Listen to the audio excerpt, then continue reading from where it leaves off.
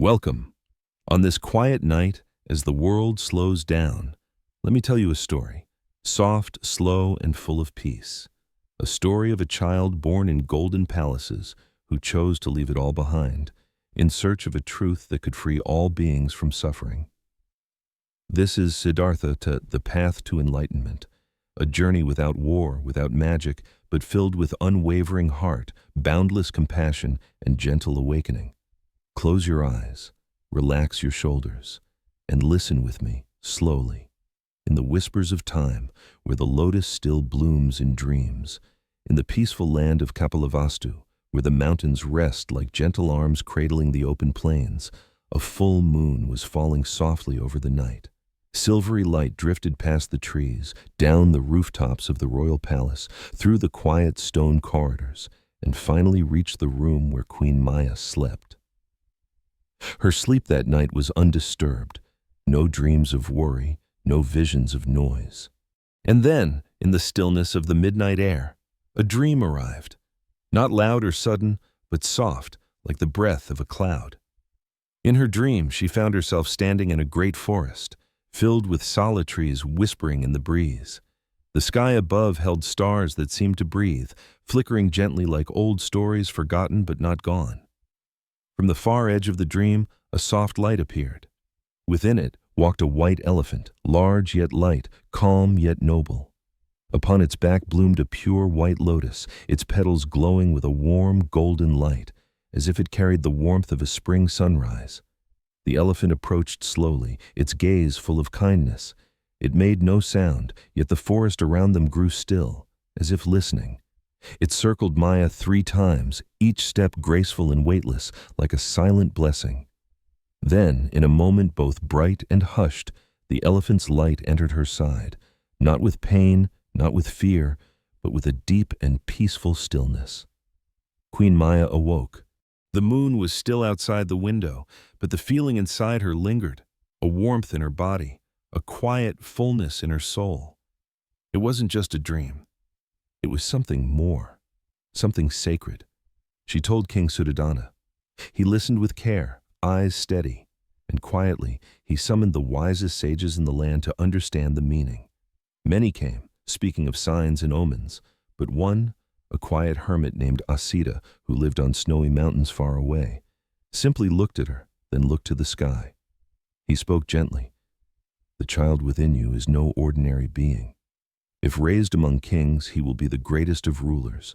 But if he sees the suffering of the world, he will abandon the throne and become an enlightened one, a teacher of truth for all living beings." The king heard those words, and in his heart rose a quiet fear. He was a father and a king, and though he wished for greatness, he feared losing his son to a path far from his own. From that day on, he ordered the palace to be expanded, gardens planted, musicians hired, anything to fill the life of the child with beauty, joy, and laughter. Suffering was not to be seen. No sickness, no sorrow, no mention of death. The child must never know the cracks in the world. In the city below, people whispered of Queen Maya's dream. Some carved 6-tusked elephants into clay. Others planted lotus flowers by the roadside. All waited, not just for a prince, but for something the world had never seen. Time passed. The palace basked in sunlight by day and in starlight by night. And within Queen Maya's heart, a life quietly grew, like a lotus bud waiting for the right moment to bloom, not in water, but in the soul of the world. That spring, Kapilavastu seemed to wear a new robe. Gentle breezes carried the fragrance of freshly blossomed flowers, flowing through every small street, across vibrant gardens, and dissolving into the quiet air of the plains embraced by mountains. The sky was so clear one could see the finest strands of thin clouds drifting slowly as if reluctant to leave, pausing to gaze upon the earth. Somewhere, the chirping of birds would rise and then fade, allowing the pure silence to linger longer. In the palace, Queen Maya, following ancient tradition, decided to leave the royal court to return to her mother's home for the birth. King Suddhodana prepared a grand escort for her, with carriages adorned with fresh flowers and handmaidens walking alongside to tend to her every need. On the journey, the royal procession passed through the Lumbini Grove, and the queen stopped to rest. It was the season when sala trees were in bloom. Their tall branches offered deep shade, and white petals fell like soft snow, settling gently upon the green grass. The forest breeze was cool, as if it held a springtime air untouched by dust. The rustling of leaves, the quiet call of forest birds, all wove together into a tender melody. The queen walked slowly upon the soft carpet of grass. Her eyes were drawn to a tall sala tree, its branches stretching out as if to welcome her.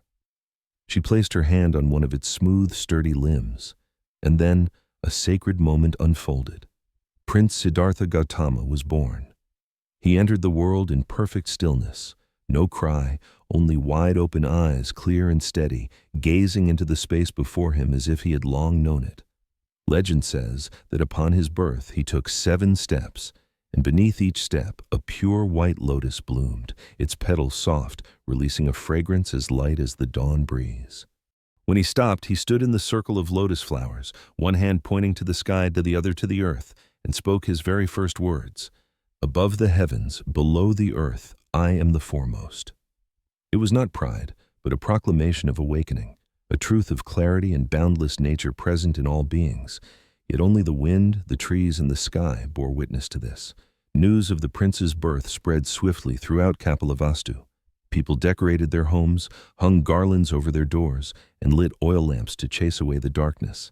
In the marketplace, cheerful voices rose, children ran about, and whispers of a new star upon the sky of humankind passed from mouth to mouth. But the joy was not complete. Only 7 days after the birth, Queen Maya passed away, leaving this world as gently as a lotus that had just bloomed before closing its petals. From then on, the prince was cared for by his aunt, Mahaprajapati, the queen's younger sister. King Suddhodana loved his son beyond measure. He ordered that the prince's life be filled only with joy, shielding his young eyes from even the shadow of sorrow.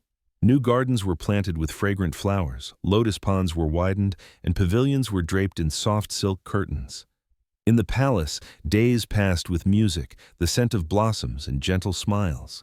No one knew that this child, growing in the arms of love and luxury, carried within him a destiny that would one day lead him far from it all. But for now, Siddhartha was simply a baby, peaceful in the embrace of those who loved him most. And outside, the sky remained clear, the moon stayed full, and sala petals continued to fall, slowly, as if counting down to the day the world would change. The early years of Siddhartha passed as gently as a long, unbroken dream. From dawn till dusk, he lived among flower gardens, lotus ponds, and white stone steps that gleamed under golden sunlight. Servants watched every step he took, fearful that even a single pebble might cause the young prince to stumble. The palace gardens were unlike any other place in the world. Within them, all 4 seasons seemed to exist at once. One corner was spring, with pale peach blossoms and the murmur of flowing streams. Another was summer, shaded by deep green trees and scented with lotus blooms. A third was autumn, where golden leaves drifted slowly onto stone pathways. And the last was winter, with white plum blossoms sparkling beneath the morning dew. King Suddhodana believed that if his son never knew suffering, he would remain in the palace forever and one day become a great ruler. So he decreed. No elderly person was to enter the palace. No one sick or disabled could appear before the prince. And no one was ever to speak of death. Thus the palace became like another world, an island apart from the sea of life. Only laughter, music, and the scent of flowers that never faded filled the air.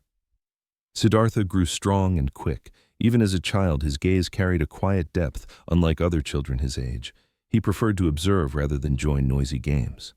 While the other children in the palace competed to fly kites or ride wooden horses, Siddhartha would sit by the lotus pond, watching petals open in the morning sun and close as evening fell. Mahaprajapati, his aunt and foster mother, often told him ancient tales of wise kings, hermits in the mountains, and distant stars. He listened intently, as if each word were carving itself into his memory. Though surrounded by luxury, Siddhartha was never arrogant. He treated everyone the same, from high ministers to the palace gatekeepers and gardeners. Once, seeing a sparrow with a broken wing fall into the garden, he didn't call for the servants. Instead, he gently picked it up himself, wrapped its wing in a strip of cloth, and cared for it until it could fly again. The entire palace was astonished, yet they could feel within the young prince a tender heart filled with compassion. The king watched his son grow with pride, yet also with an unspoken worry. He had not forgotten the prophecy of the sage Asita. Thus, he sought to fill Siddhartha's days with joy and noble pursuits, riding the finest purebred horses, learning archery with bows carved from rare polished wood, studying music, singing, and dancing at the palace's spring festivals. Yet sometimes, even amid celebration, Siddhartha's gaze would wander toward the distant world beyond the palace walls. He would listen to the wind outside, to the faint footsteps of passers-by along the road leading into the city. Something beyond those walls was calling to him, quietly, slowly, like an echo from far away that would not fade. And so, Siddhartha's childhood continued, beautiful, serene, and full of love. But even in those peaceful years, the seed of curiosity and the longing to explore the world was silently growing in his heart. The sky over Kapilavastu remained blue, the lotus flowers still bloomed, and the palace was still filled with laughter. Yet somewhere deep within the young prince's soul, a small door had quietly begun to open, waiting for the day it would swing wide to welcome the light of truth. As time passed, Siddhartha entered his youth. He grew tall and strong, his eyes still clear yet now deeper, like a still lake reflecting the night sky. The palace remained his entire world. Bright mornings filled with golden light, quiet afternoons beside lotus ponds, and moonlit nights that draped silver across the stone corridors. But now, sounds from beyond the palace walls sometimes slipped in. The creak of cartwheels on the road, the distant song of a passing vendor, and they would make him pause and listen. The four tall walls, adorned with intricate patterns, seemed to both protect and confine. King Suddhodana had created a small kingdom within the greater one, a perfect world to shield the prince from the realities he did not want his son to see. Whenever Siddhartha asked about the unfamiliar sounds or the stories whispered by servants, the answer was often, "That is just something from outside, my prince, nothing to trouble yourself with." But to a mind as wide as the open sky, such words could not halt the growing tide of curiosity. One spring morning, while strolling in the garden, Siddhartha came upon a butterfly with part of its wing missing. He knelt down and lifted it gently into his hand. The butterfly still tried to beat its fragile wings, but it was clear it could not fly far. Siddhartha asked a nearby attendant, "Why is its wing like this?" The attendant hesitated. "Perhaps it has grown old, my prince." It was the first time he had heard the word old, not in a fairy tale, but attached to a living being before his eyes. From that day on, he sometimes grew quieter, as though holding a question in his heart without an answer. To sweep away those silences, the king arranged more festivals. The palace filled with the sound of drums and lutes, and the air was thick with the fragrance of flowers. Young women danced in bright garments, candlelight glimmering against the golden walls. Siddhartha smiled and joined in, yet inside, it was as if he were listening to a different song, the song of the wind outside the palace, the footsteps of strangers, the pull of something he had never touched. One evening, with the moon hanging high above, Siddhartha sat alone on a stone balcony, gazing into the darkness beyond the palace walls. The night breeze was cool, carrying with it the faint smell of distant hearth fires, so unlike the familiar scents of the gardens. He quietly asked himself, "What is out there?" That question echoed in his mind again and again, like a gentle yet persistent call, the way waves keep touching the shore. Though he did not yet know the answer, Siddhartha felt certain of one thing. One day, he would step beyond these four walls. Not because he did not love the palace or those within it, but because there was a part of the world waiting for him, a part he felt he must see, must understand. And somewhere, in the stillness of the night, a new star appeared, shining brighter than the others, as if heralding the journey that was drawing near. Days passed, and Siddhartha gradually stepped into manhood. To all who beheld him, he was the image of a perfect prince, strong, wise, calm, and full of compassion. Every step he took in the palace courtyards made servants and ministers bow in respect. Yet deep within, Siddhartha knew his life was approaching a new threshold. Within the palace walls, he had learned all that a prince was expected to know. martial skills, music, language, and courtly manners, and still, his heart was drawn toward something out there. King Suddhodana, fearing his son might abandon the path he had carefully laid out, sought a way to bind Siddhartha to the palace. He believed that if Siddhartha had a family, a loving wife, he would forget the thought of leaving. So, a wedding was arranged. The bride was Princess Yasodhara, gentle and graceful, who had once played alongside Siddhartha in their childhood days. On their wedding night, the entire palace was alight with lanterns. Music and song echoed throughout the halls. Siddhartha cared deeply for Yasodhara. She had kind eyes and a smile that could make even a rainy day feel like sunshine. He cherished their happiness, yet he could not push away those quiet moments when he stood at the window, gazing into the darkness beyond the walls. Once, Yasodhara asked, "What are you thinking about?" He only smiled and replied, "I'm thinking about the things I have yet to see." She asked no more, but her eyes seemed to understand in part.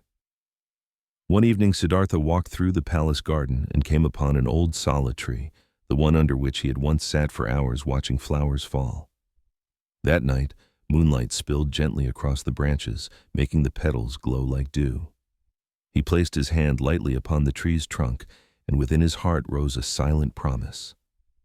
One day, I will step outside and seek the answers to my questions. This was not a promise to anyone else, but to himself.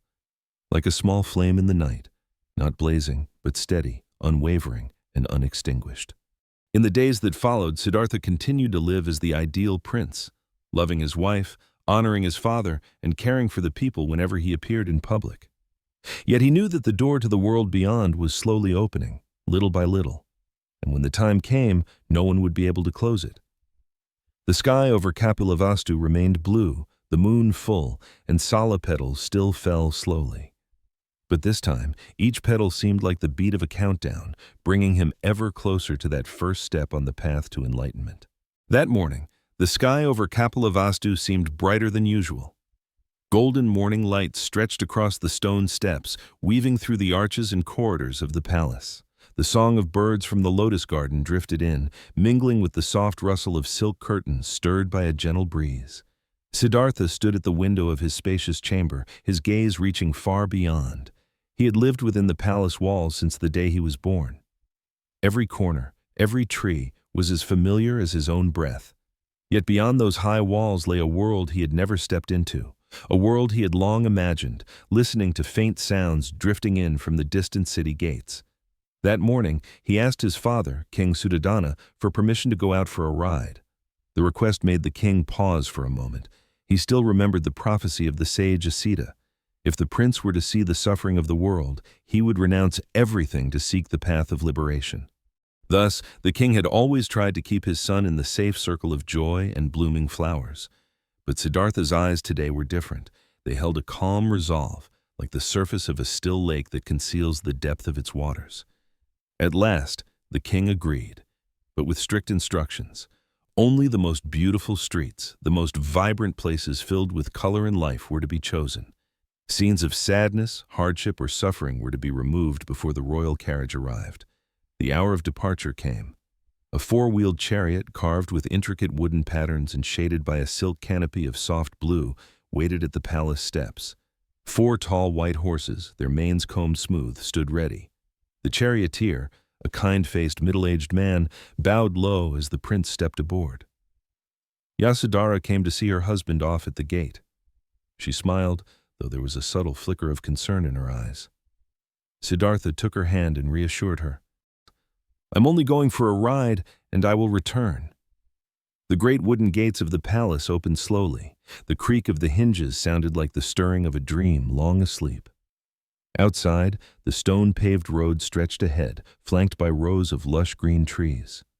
Sunlight filtered through the leaves, painting shimmering patterns on the ground. The air was alive with the sounds of people talking, footsteps moving, and the rolling of cartwheels, a melody entirely new to Siddhartha. He sat quietly, observing each passing face, smiling vendors greeting their customers, children laughing and playing, elderly women chatting in the shade, young men carrying goods along the road. Everything was vivid and real, more than any painting or story he had ever known. The breeze carried with it the scent of earth, the aroma of freshly cooked food, and a trace of road dust. Siddhartha drew in a deep breath, as if to keep this moment within himself. In that instant, he felt something the palace had never given him, the unplanned, unscripted movement of life itself, simply unfolding. He smiled softly. The first door had opened. He did not yet know what he would see on the journeys to come, but one thing was certain. His heart had already begun to step outside, long before his feet left the chariot. That morning, the air was fresh and cool. The royal chariot rolled out of the palace, carrying Siddhartha along stone-paved roads that led into the residential quarters. The slanting rays of early sunlight touched the red earth walls of the houses. The sound of greetings, children's laughter, and the aroma of freshly baked bread all blended into a lively scene the prince had long wished to see. He sat quietly, his eyes wide, taking in everything with the attentiveness of someone meeting a dear friend for the first time. Street after street passed before him, each doorway and window seeming to tell its own story. Suddenly, the chariot slowed. By the roadside, beneath the shade of an old tree, an elderly man sat resting. He was thin and frail, his hair completely white, his skin wrinkled like worn cloth, his trembling hands clutched a wooden cane, his back bent, his clouded eyes staring into the distance. Each breath he took seemed heavy, as though the whole world rested upon his shoulders. Siddhartha looked intently, then turned to the charioteer. "Why? Does that man look like that?" The charioteer hesitated. "My prince, that is old age. When people grow old, their hair turns white, their eyes grow dim, their backs bend, and their strength leaves them. No one can escape it." Those words touched Siddhartha's mind like a light tap that went deep. He had never truly seen an old person before. In the palace, everyone was youthful, healthy, and cheerful, as if time itself had stopped. The sight before him, marked by weariness and heaviness in every wrinkle, felt both strange and sorrowful. He asked again, his voice quieter, "Is it only the poor who grow old like that, or everyone?" The charioteer replied, "Everyone, my prince, kings as well as commoners, the rich as well as the poor, all will grow old." The words fell into Siddhartha's heart like raindrops into a still lake, sending ripples outward. He imagined his father, strong and regal one day with white hair and a bent back. He thought of Vasudeva, gentle and youthful, one day walking slowly, her eyes dim. And then he realized he too would be like that. For the first time, he understood there was a truth no one could escape, no matter how much power or wealth they possessed. The chariot rolled on, but Siddhartha's thoughts remained beneath that tree. The image of the elderly man, trembling on his cane, eyes distant, was etched into his memory. The laughter and bright colors around him seemed suddenly far away, fading. On the way back, he spoke little. The sky was still blue, the sun still golden, but within him, a small cloud had begun to form, a cloud of questions and quiet concern. And he knew this was only the beginning. After the first time he saw old age, Siddhartha's mind was still filled with questions without answers. He began to look at everything differently, not only the beauty and joy, but also the hidden truths beneath the surface. One morning, he once again asked his father, King Suddhodana, for permission to go out. Though the king still felt uneasy, he reasoned that last time they had successfully avoided sorrowful scenes, so he agreed. The prince stepped into the familiar chariot, accompanied by his trusted charioteer, and they left the palace. That day, the road led them through a quiet, small neighborhood. Red brick houses stood side by side, their gray-tiled roofs covered in moss. The chirping of sparrows came from bamboo groves, and a gentle breeze swayed the hanging curtains in front of each doorway. But then, in the corner of a small porch, Siddhartha noticed a man lying curled on a worn mat. His face was pale, his eyes tightly shut, beads of sweat glistening on his brow. His chest rose and fell with difficulty, and each time he coughed, his frail body shivered violently. Siddhartha gently motioned for the chariot to stop. He stepped down, his gaze fixed on the man. "What has happened to this man?" he asked. The charioteer answered in a low tone, "My prince, he is sick." When illness strikes, the body becomes weak and full of pain, sometimes unable to stand. Some recover, but others never do. Siddhartha was silent. He looked closely at the man's face, seeing the thin blue veins beneath the skin, the cracked and dry lips, and the faint groans escaping as though even speaking required too much strength. He asked again, "Can illness be avoided? Is it only the poor who suffer like this?" The charioteer shook his head. "No, my prince. Illness can come to anyone, rich or poor, young or old. No one knows when sickness will find them." Those words spread through Siddhartha's mind like a shadow over water. He imagined himself, and those he loved, his father, Vasudeva, one day enduring such pain. Worse still, no one could ever predict when it would arrive. As the chariot moved on, the sounds of the street still surrounded them, but to Siddhartha they seemed far away and faint. The image of the sick man lying curled up remained imprinted in his mind, along with the truth he had just learned. Alongside old age, there is illness, a reality no one can escape.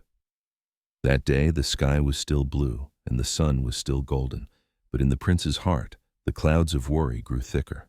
He began to feel more clearly that life, no matter how beautiful, was surrounded by something unspoken, something nothing like the safe, perfect world he had always known.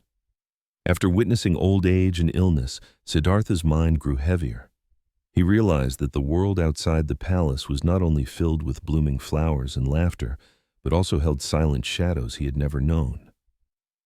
One morning, as the sunlight turned the city gates to gold, he again asked permission to go out. King Suddhodana still instructed the attendants to clear away any sorrowful scenes, but life could never be arranged like a play. That day, the road took the chariot farther than usual, past green rice fields, past villages where the scent of cooking fires drifted in the wind. The sound of buffalo hooves and the calls of birds echoed in the distance.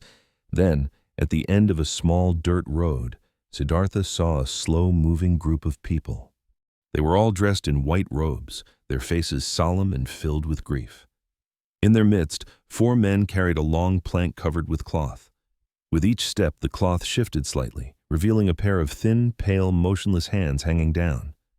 Siddhartha frowned and gently signaled the chariot to stop. He asked, "What are they doing? Who is the one lying there?" The charioteer answered slowly, "My prince, this is a funeral. That person has died. When life leaves the body, they no longer breathe, no longer move, and they will never return." Siddhartha was silent for a long time. He watched the mourners walk toward the cemetery, their steps heavy with the weight of loss. He asked again, almost in a whisper, "Is it only the unfortunate who die, or everyone?" The charioteer bowed his head. "Everyone, my prince. Old or young, rich or poor, strong or weak, in the end, all will die." Those words rang in Siddhartha's mind like a bell, shaking what he had thought was most certain. He imagined his father, Vasudeva, and his closest friends. One day all gone, no longer in this world. He knew he too would reach that end. Unlike old age or illness, which could be prolonged or delayed, death was a final point, unnegotiable, absolute. The chariot rolled on, but the scene clung to Siddhartha's thoughts. The morning sky now felt deep and distant. He sat in silence, feeling an empty space slowly open within him, the space of questions about the meaning of life and what lies beyond that final boundary. He knew these were no longer fleeting curiosities. They had become a deep calling, urging him to seek the answer. After days of witnessing old age, illness, and death, Siddhartha's mind no longer felt the peace it once had. Each morning when he awoke, he remembered those faces, aged, suffering, and silently departing from the world. The questions about the meaning of life pressed upon him more and more urgently. One day, while the morning dew still clung to the lotus leaves by the lake, he again asked the king, his father, for permission to go out. The early air was fresh, carrying the fragrance of jasmine and damp earth. The chariot moved slowly along quiet, little-traveled roads. At a bend in the path, Siddhartha saw a man walking alone. He wore a robe the color of earth, carried a small bowl in his hand, and moved with slow yet steady steps.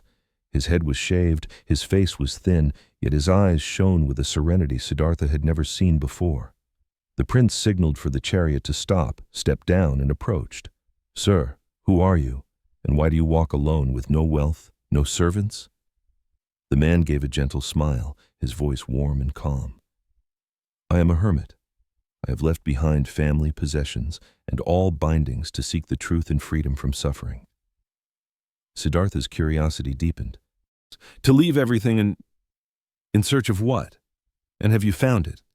The hermit replied, "I seek a peace that cannot be shaken, a wisdom that transcends birth, aging, sickness, and death. The path is not easy, but with each step, I feel lighter." His gaze was tranquil, his words slow, as if each syllable carried a fragment of a lifetime's experience.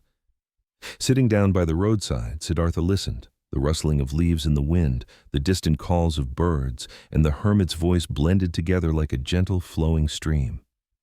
He realized this was the first time, after the 3 previous heavy encounters, that he had met someone who faced the truth of life yet remained at peace.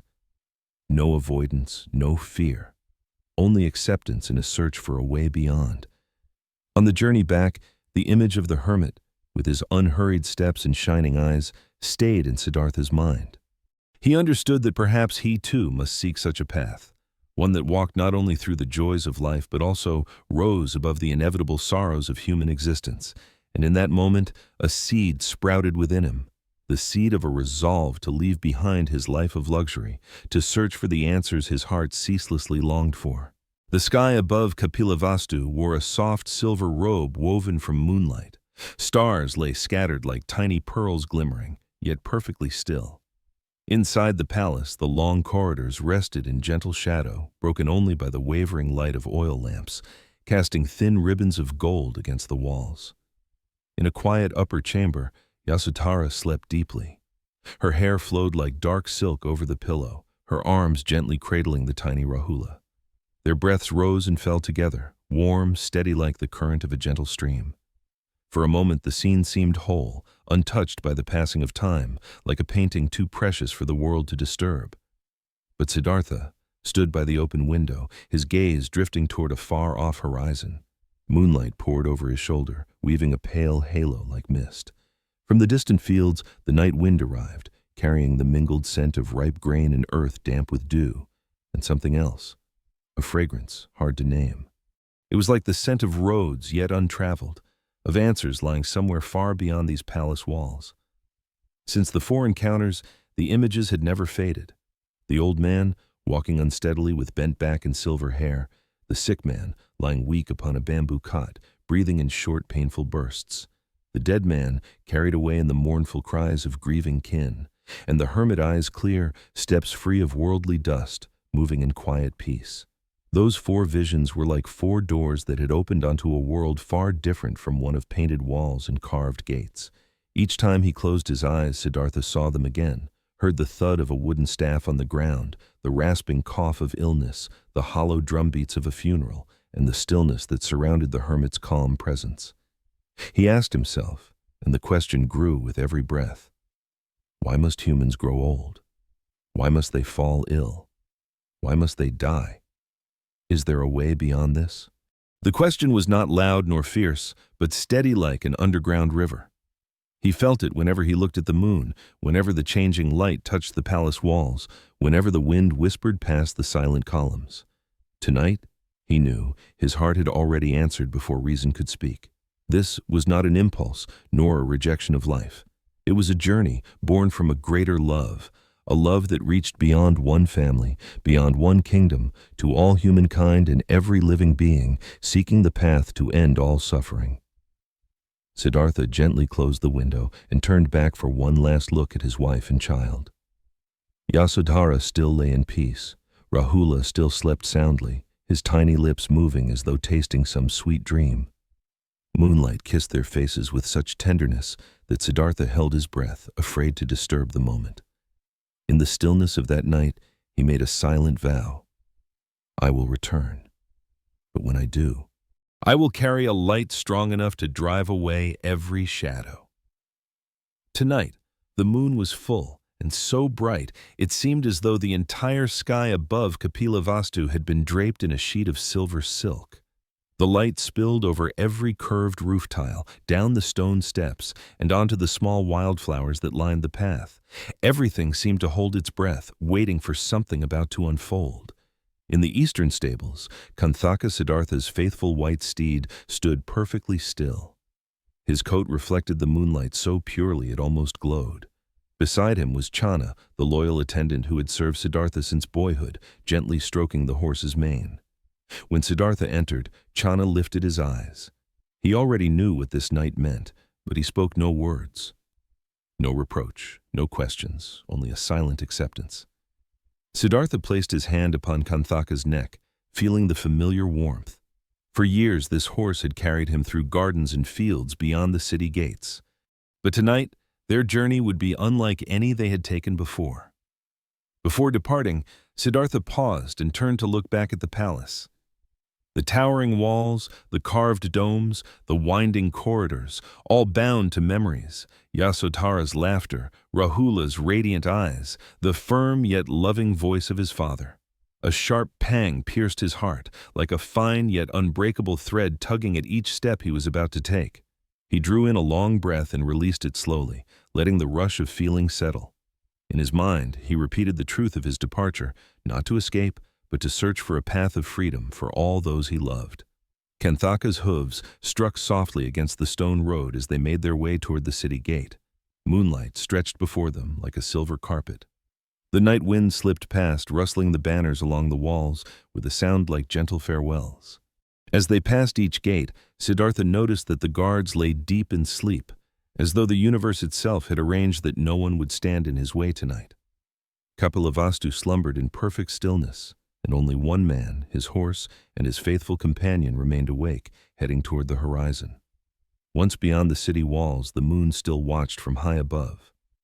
Siddhartha turned for one last glance.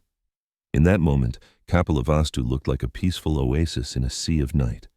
He knew that from this point on, life would never be the same again. The road away from Kapilavastu led Siddhartha, Chana, and Kanthaka to a wide-open plain.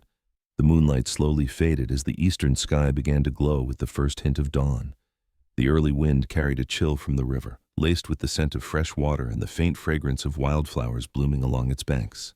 Before them stretched the Anoma River, its surface shimmering like a great mirror reflecting the awakening sky. The sound of the water's steady flow was gentle, like the slow breathing of the earth itself. Siddhartha reined in his horse at the bank, silently gazing at the river.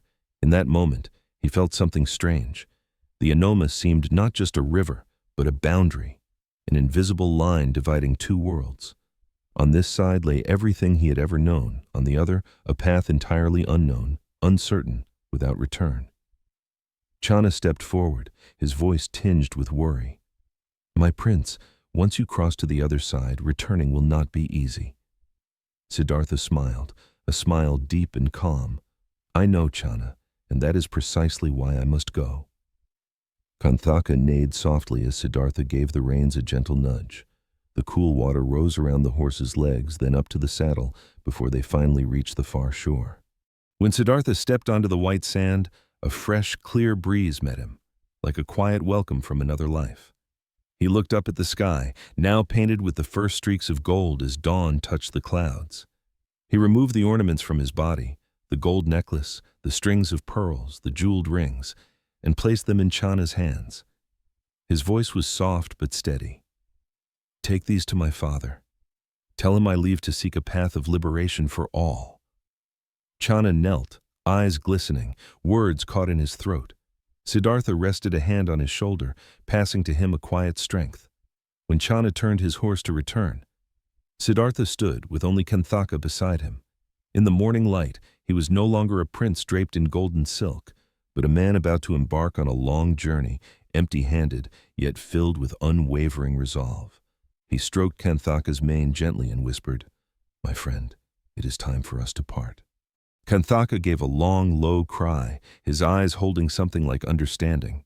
Siddhartha removed the saddle, ran his hand along that strong back one final time, and let the horse turn toward the riverbank where Chana waited.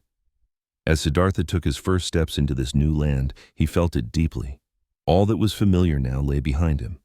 Before him stretched a road unmarked by any map, a path he must discover not only for himself, but for the whole world.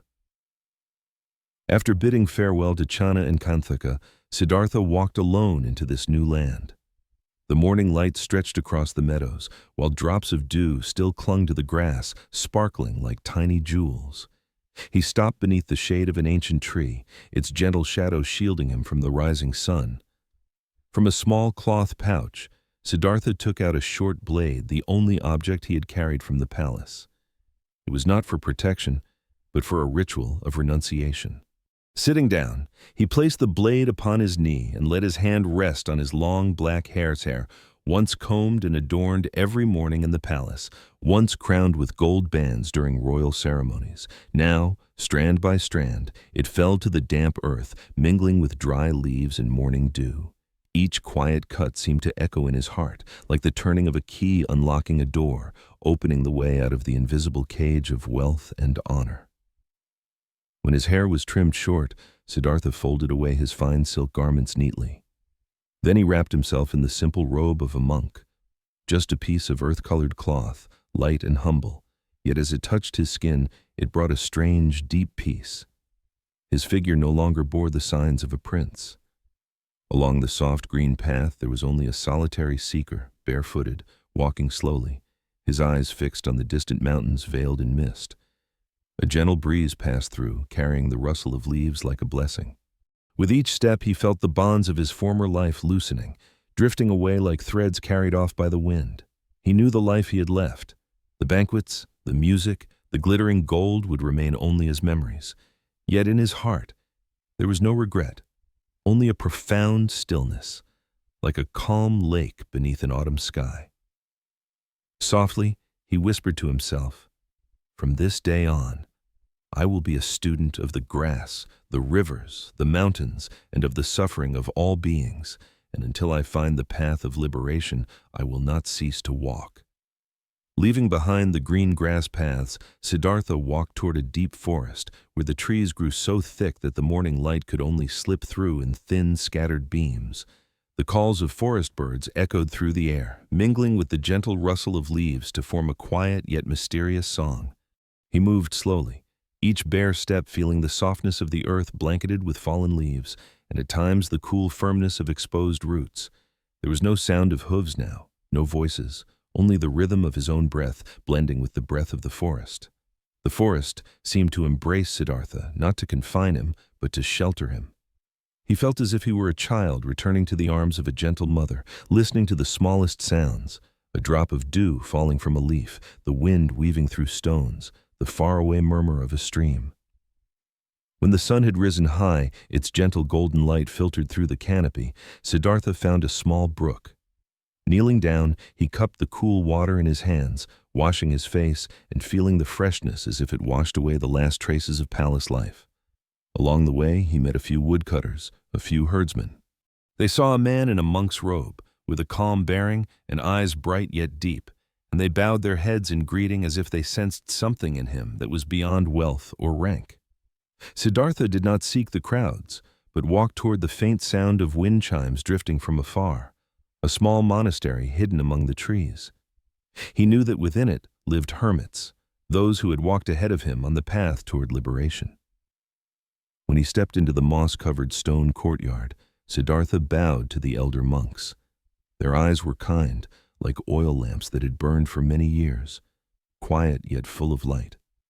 He asked to stay, to learn, and to practice. That night, for the first time, Siddhartha slept beneath a simple thatched roof, listening to the wind passing through the forest like a wordless sutra.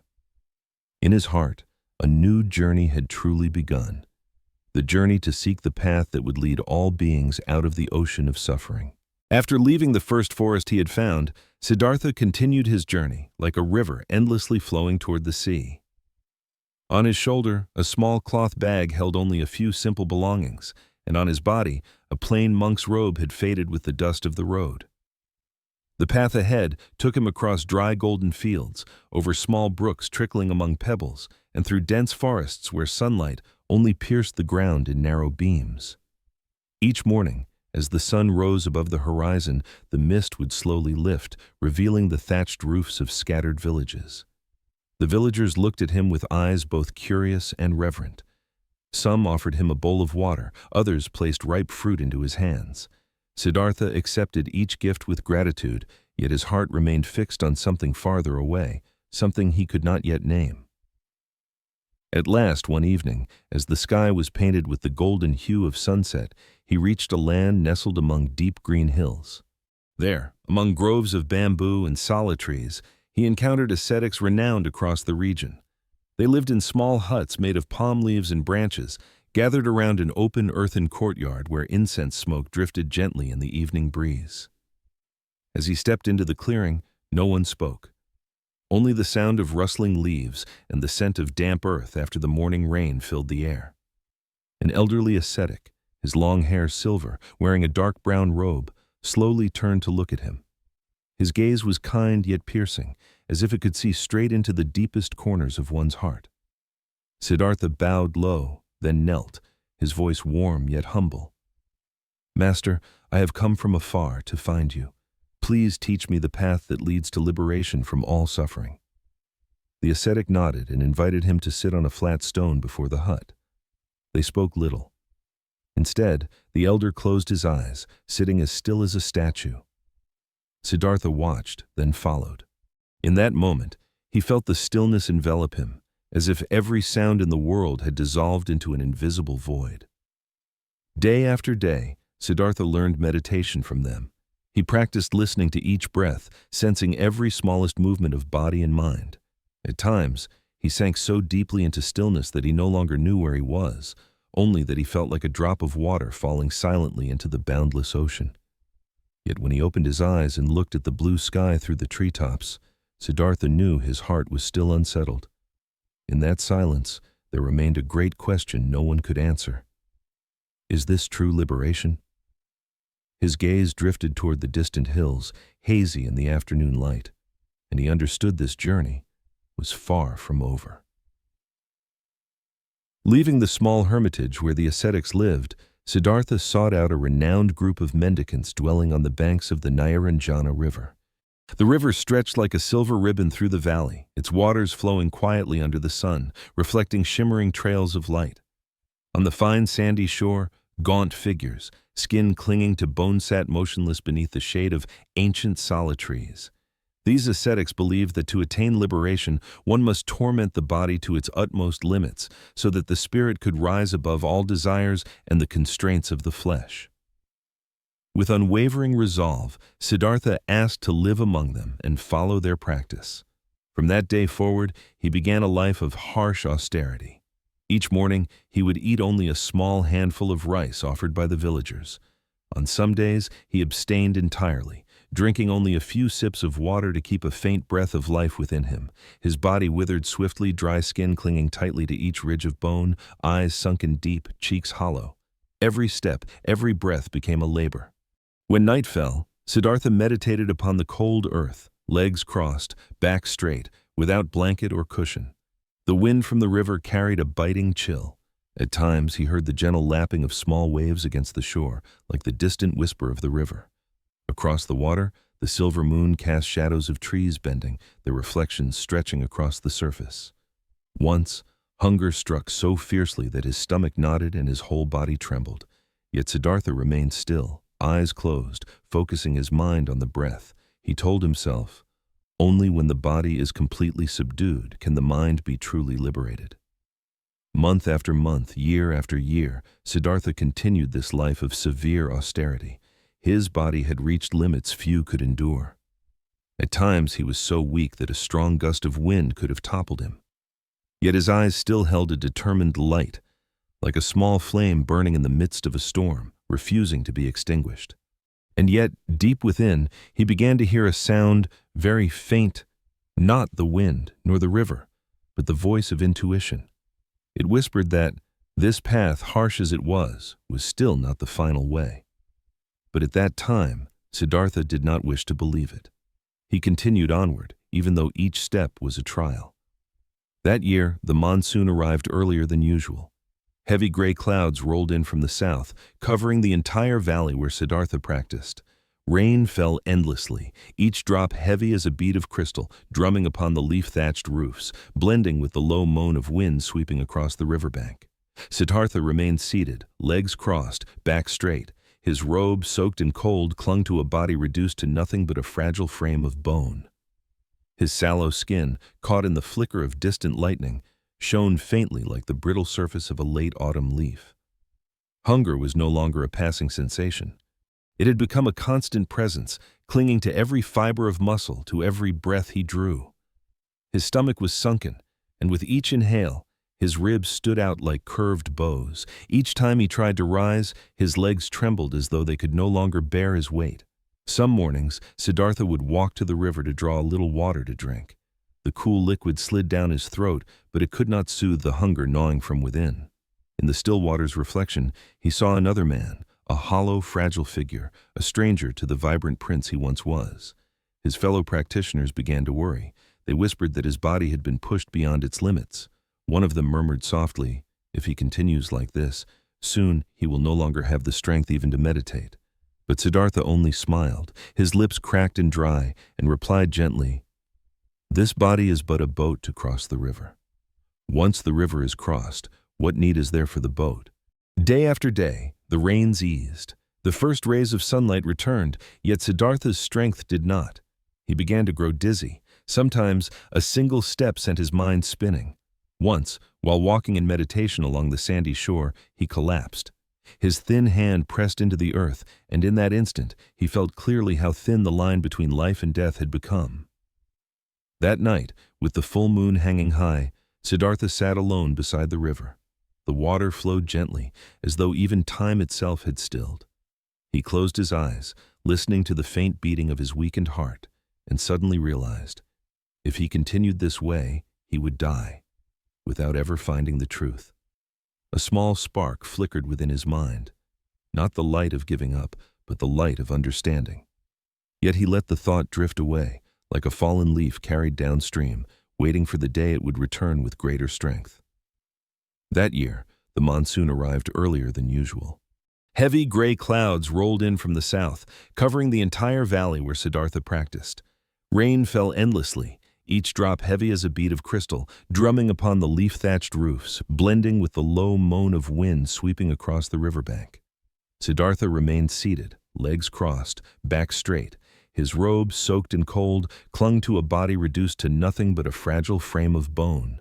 His sallow skin, caught in the flicker of distant lightning, shone faintly like the brittle surface of a late autumn leaf. Hunger was no longer a passing sensation. It had become a constant presence, clinging to every fiber of muscle, to every breath he drew. His stomach was sunken, and with each inhale, his ribs stood out like curved bows. Each time he tried to rise, his legs trembled as though they could no longer bear his weight. Some mornings, Siddhartha would walk to the river to draw a little water to drink. The cool liquid slid down his throat, but it could not soothe the hunger gnawing from within. In the still water's reflection, he saw another man, a hollow, fragile figure, a stranger to the vibrant prince he once was. His fellow practitioners began to worry. They whispered that his body had been pushed beyond its limits. One of them murmured softly, "If he continues like this, soon he will no longer have the strength even to meditate." But Siddhartha only smiled, his lips cracked and dry, and replied gently, "This body is but a boat to cross the river. Once the river is crossed, what need is there for the boat?" Day after day, the rains eased. The first rays of sunlight returned, yet Siddhartha's strength did not. He began to grow dizzy. Sometimes, a single step sent his mind spinning. Once, while walking in meditation along the sandy shore, he collapsed. His thin hand pressed into the earth, and in that instant, he felt clearly how thin the line between life and death had become. That night, with the full moon hanging high, Siddhartha sat alone beside the river. The water flowed gently, as though even time itself had stilled. He closed his eyes, listening to the faint beating of his weakened heart, and suddenly realized, if he continued this way, he would die, without ever finding the truth. A small spark flickered within his mind, not the light of giving up, but the light of understanding. Yet he let the thought drift away, like a fallen leaf carried downstream, waiting for the day it would return with greater strength. One morning, as the sun rose above the distant hills, Siddhartha stepped out from his place of meditation, his bare feet leaving prints upon grass still wet with dew.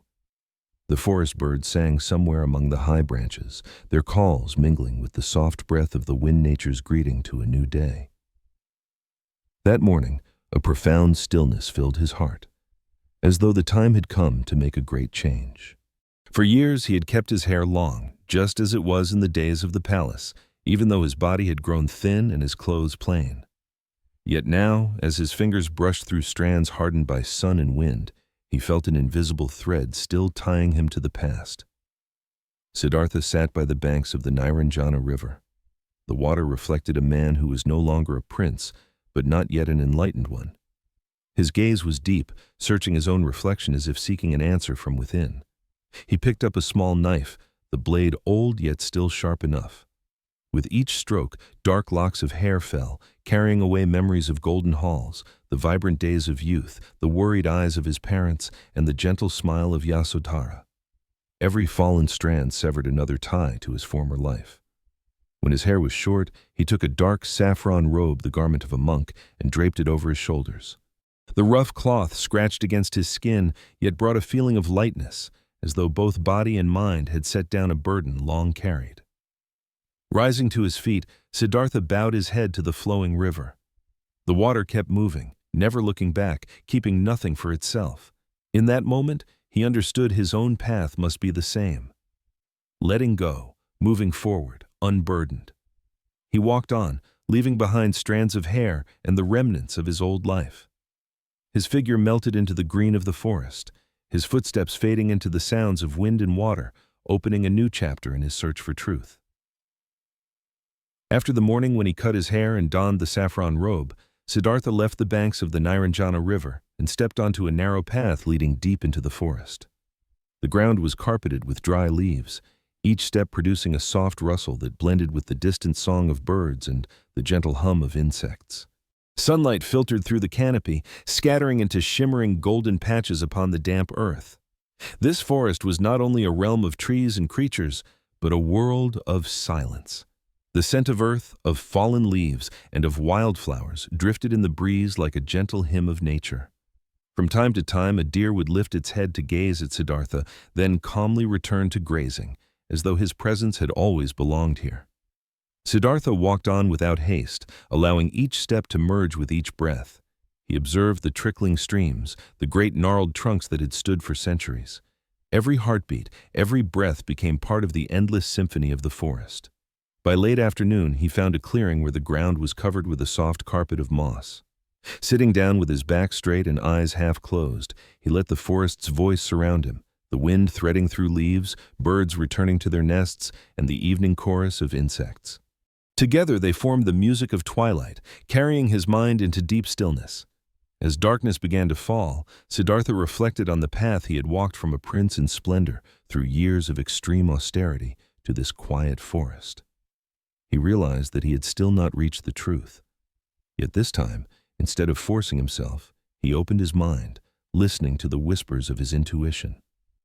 Night descended, and above the treetops a sky full of stars glimmered. Siddhartha lay upon the moss, with no pillow, no blanket, yet his heart felt lighter than ever. The forest's voice lulled him to sleep, and in his dreams he seemed to see a shining path appear in the darkness, leading him toward the place where truth awaited. Years of austerity had reduced Siddhartha to nothing but skin and bones. Each breath grew heavy, his eyes sunken, his strength nearly gone. One day during meditation, he realized his mind could not focus when the body was on the verge of collapse. Extreme self-mortification brought no clarity. It only dragged him closer to death. He quietly understood. Truth lies neither in indulgence nor in self-torment. It is found in balance. One morning, as he rested by the Narayana River, a gentle young woman named Sujata approached, carrying a warm, sweet bowl of milk. She bowed and offered it to him, her eyes filled with compassion. Siddhartha drank slowly, each sip reviving him, warmth flowing through his weary body. For the first time in years, he felt truly alive again. When the bowl was empty, Siddhartha's mind shone with clarity. He knew he could no longer follow the extreme path. In his heart, he resolved to seek a new way, a path not leaning toward asceticism or indulgence, but harmonizing both. He called it the middle way. Leaving the riverbank, Siddhartha walked through fields and villages until he came upon an ancient tree. Its green canopy spread wide, roots embracing the earth like open arms. A serene energy enveloped the place. Siddhartha knew this would be where he found his answer. Sitting beneath the tree, facing the east, he listened to the wind pass through the leaves. He made a silent vow. Even if my flesh and bones should waste away, I will not leave this place until I attain enlightenment. And with that vow, the final chapter of his journey began. As the sun set and darkness descended, Siddhartha sat in stillness beneath the Bodhi tree. A gentle night breeze carried the fragrance of earth and leaves. Closing his eyes, he allowed his mind to sink into deep silence. The croak of frogs, the chirp of crickets, and the whisper of the wind blended into a hazy symphony, carrying him into another realm. In the midst of the night, his mind shone brightly, reflecting upon every step of the path he had walked. In that silence, Mara appeared with his retinue, bringing visions of temptation power, beauty, and wealth. They swirled around him like seductive mist, trying to pull him away from his focus. But Siddhartha was unmoved. He knew these images were mere illusions, like the moon's reflection upon the water.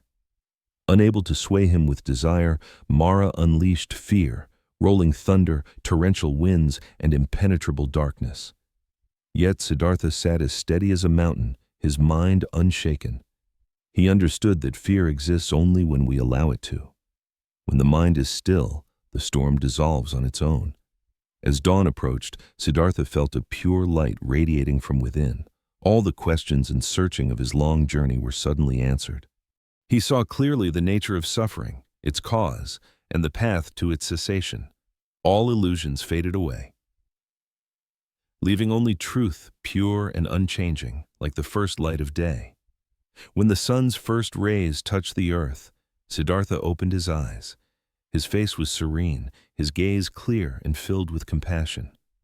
Beneath the Bodhi tree, he had attained enlightenment and became the Buddha. The morning breeze stirred the leaves, as if bowing to greet the awakened one. And from that moment, his path of teaching the truth began. And so, the long and arduous journey of Siddhartha led him to the moment of enlightenment beneath the Bodhi tree. From a prince surrounded by luxury, through years of austerity and endless searching, he discovered the path to liberation, both for himself and for all humanity. In the quiet breath of the night, let your mind drift with that sense of serenity.